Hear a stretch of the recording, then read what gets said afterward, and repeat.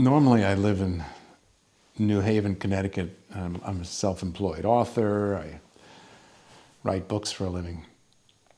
But this year I was offered a fellowship, something called the Patrick Henry History Fellowship, which is part of the Starr Center here at Washington College.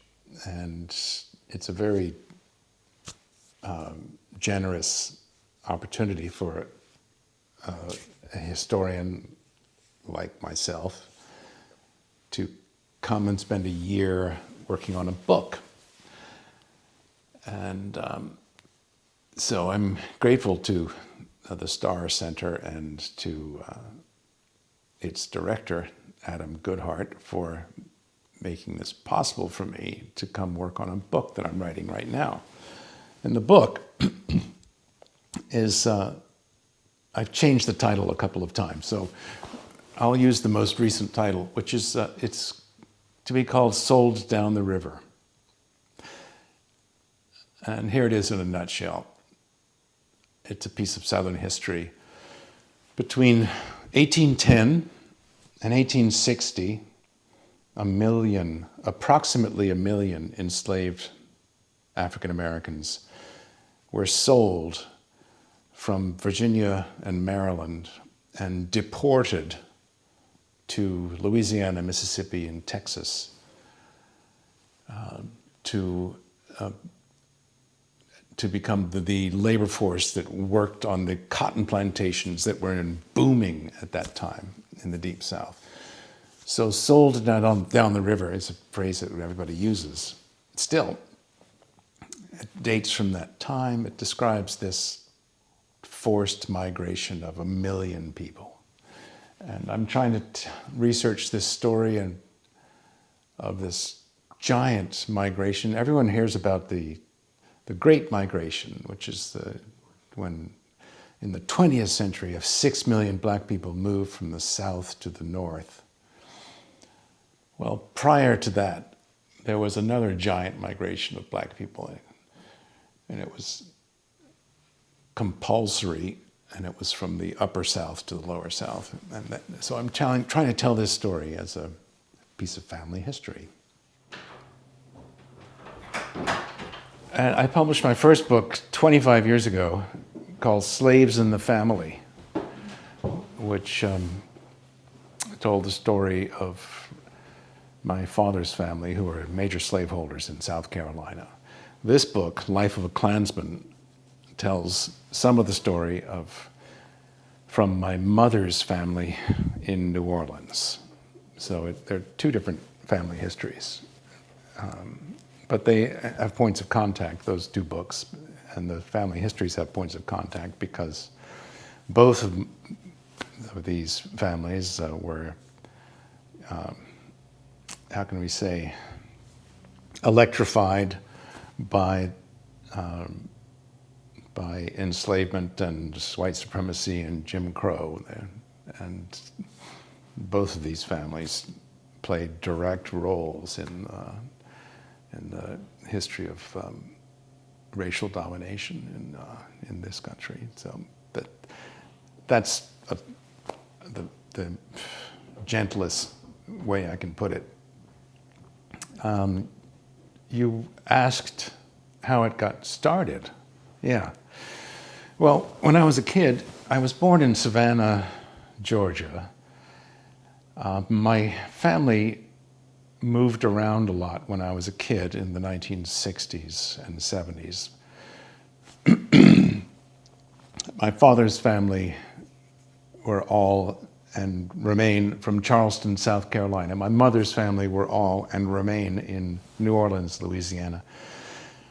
And my father was an Episcopal priest, and he was restless in some ways, and so every 3 years he would ask for a new church assignment, and we would pack up and move to another town, always in the Deep South.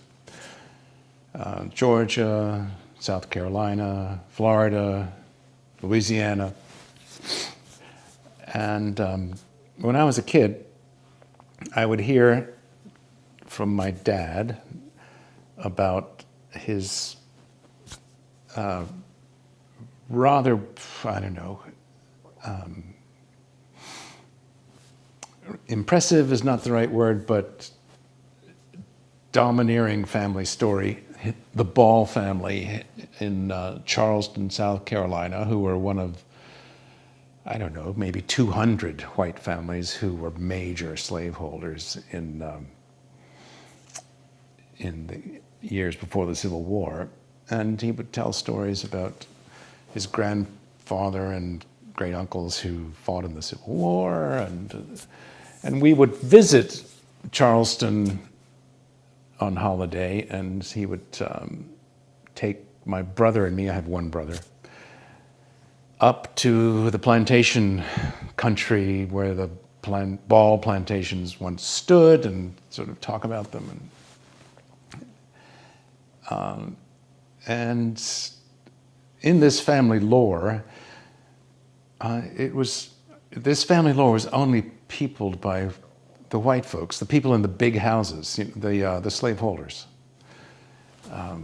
We knew the names of the great aunts and uncles. We knew the kinds of clothes they wore. We had reproductions of portraits of them. We had anecdotes about their foibles and what they ate, but the lore never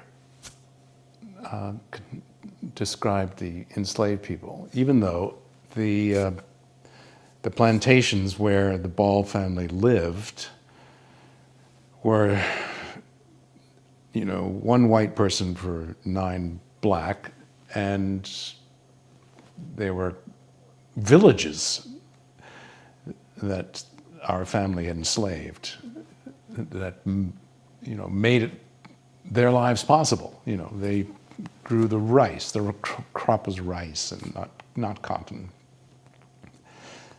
So I learned about and this was just in the middle of the civil rights period when I was a boy of 8, 9, 10. Right in the middle of it. And even children are kind of aware of the political shit that's going down, if they're at all sensitive. And so I grew up. I went off to college at Brown University in Rhode Island. And by that time, it was the mid-'70s, the late '70s. And when you have these, these settings where you're meeting new friends and stuff, people are talking about their family background and what they.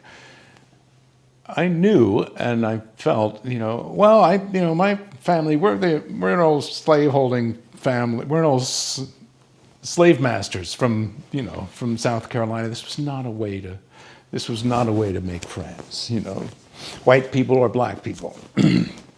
There was something radioactive about this family inheritance, and a taboo grew around it,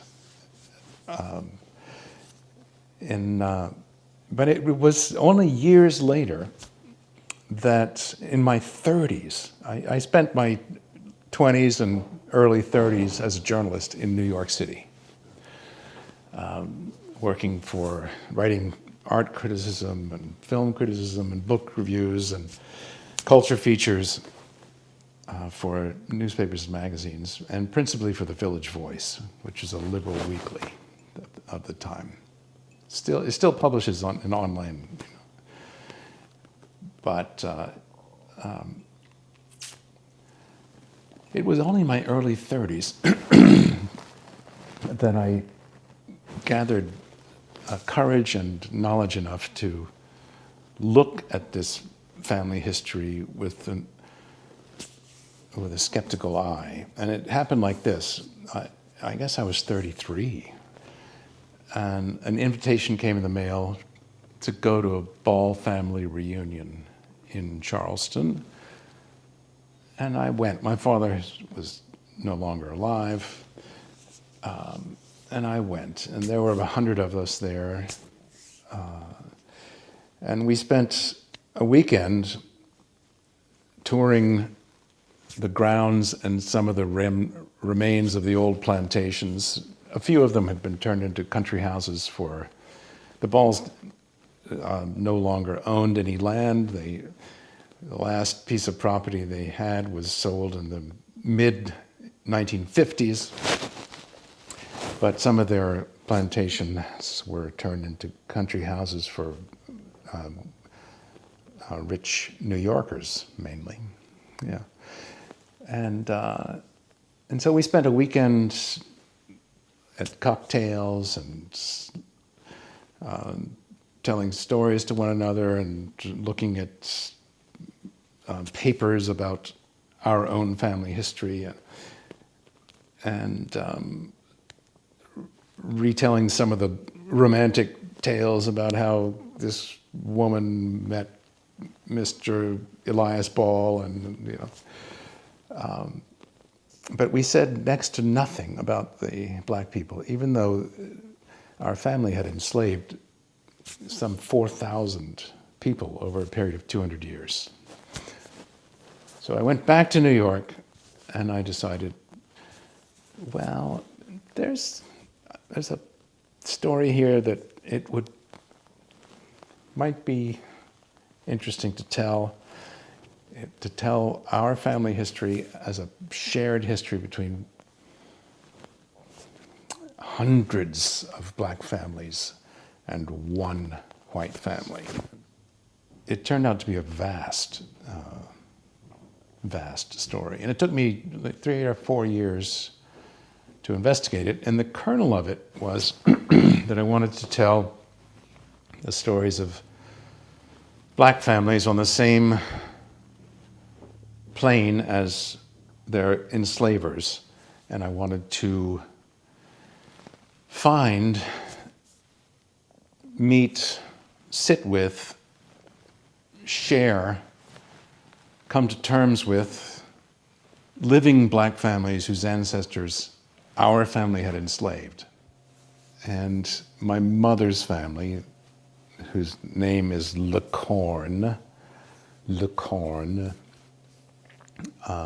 were and remain ordinary folks, not well educated, working people generally, hardware stores or carpenters or school teachers, and much less of a paper trail. It was a different beast to write this book based upon less documentary material. Yeah, there's a scene near the end of the book where the main character, Constant Lecorne, participates in the storming of the seat of government with a mob in New Orleans in 1876.